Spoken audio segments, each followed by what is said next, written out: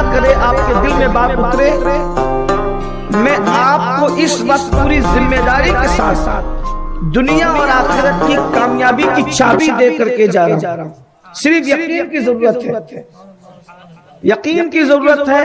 سورہ فاتحہ کیا ہے؟ جسے الحمد کی سورت کہتے ہیں، جو مسلمان کا بچہ جانتا ہے۔ پوری دنیا میں سورہ فاتحہ، پوری دنیا میں کوئی چیز اتنی نہیں پڑھی جاتی جتنی سورہ فاتحہ پڑھی جاتی ہے۔ تو یعنی کم سے کم جو ہے ایک وقت کے اندر کروڑوں مرتبہ، ایک پورے دن میں کروڑوں مرتبہ سورہ فاتحہ پڑھی جا رہی، کروڑوں مرتبہ، اس کا حساب ہی نہیں ہے۔ سورہ فاتحہ سے زیادہ کوئی سورت نہیں پڑھی جاتی، سورہ فاتحہ سے زیادہ کوئی چیز نہیں پڑھی جاتی، یہ سورہ فاتحہ ہے۔ پھر اس سورہ فاتحہ کا حال یہ ہے، اگر کوئی غمگین پڑھے اس کا غم دور ہو، اس کی ضمانت رسول اللہ نے دی ہے۔ کوئی بیمار پڑے اس کے شفا کی بشارت مصطفیٰ جان رحمت نے عطا فرمائی ہے۔ اگر پانی پہ دم کر کے کسی کو پلا دو، اللہ اسے شفا عطا فرمائے۔ کوئی ظالم حکمراں سامنے ہو، اپنی بات نہیں مانتا، اس کا چہرہ دیکھ کر سورہ فاتحہ پڑھ دو، اللہ تبارک و تعالیٰ اس کو آپ کے سامنے مسخر کر دے گا، ڈھیر کر دے گا۔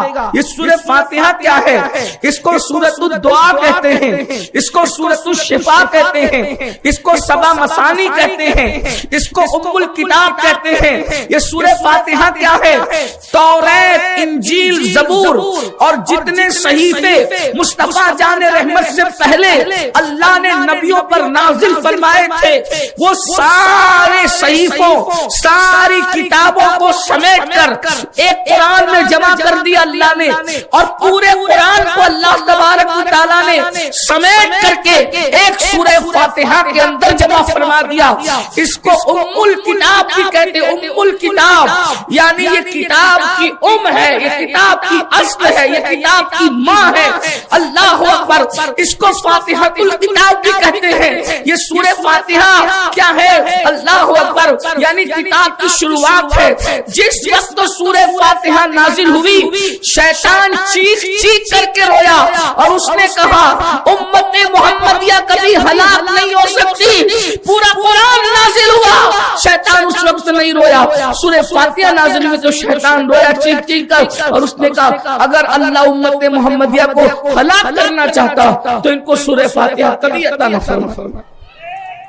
یہ سورہ فاتحہ ہے، سورہ فاتحہ یہ ہے۔ اب آئیے سورہ فاتحہ کی بات، قرآن کی بات آ گئی تو سورہ فاتحہ کی بات۔ سورہ فاتحہ کیا ہے؟ سورہ فاتحہ پڑھنے پر کتنا ثواب مل سکتا ہے انسان؟ آپ کا دماغ کیا کہتا ہے؟ کتنا ثواب مل سکتا ہے؟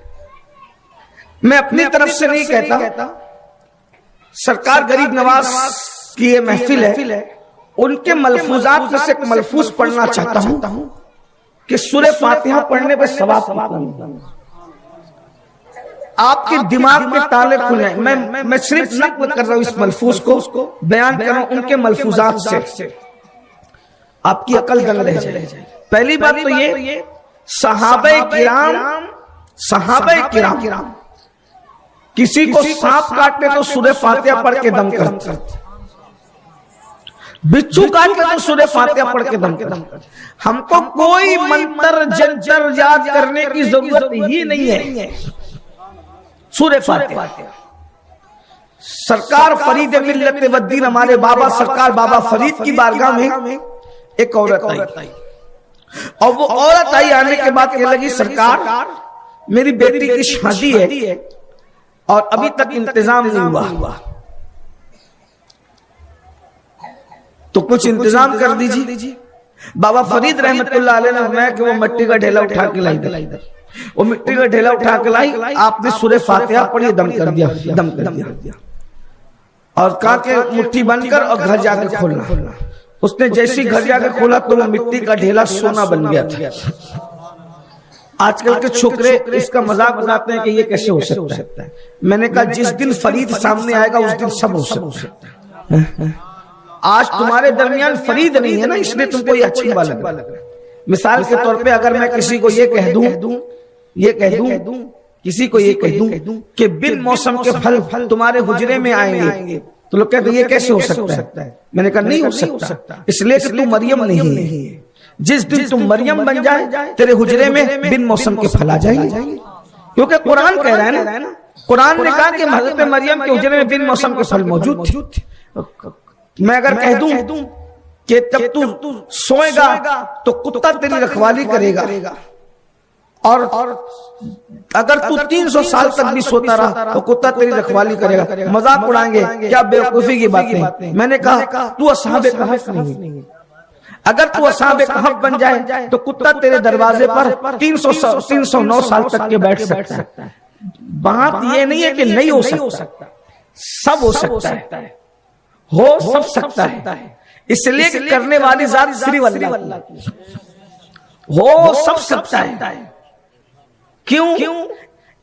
آگ گلزار بن سکتی ہے، اس کے لیے ابراہیم چاہیے، دریا میں راستہ بن سکتا ہے، اس کے لیے موسیٰ چاہیے، لکڑی اژدہا بن سکتی ہے، اس کے لیے دستے موسیٰ چاہیے،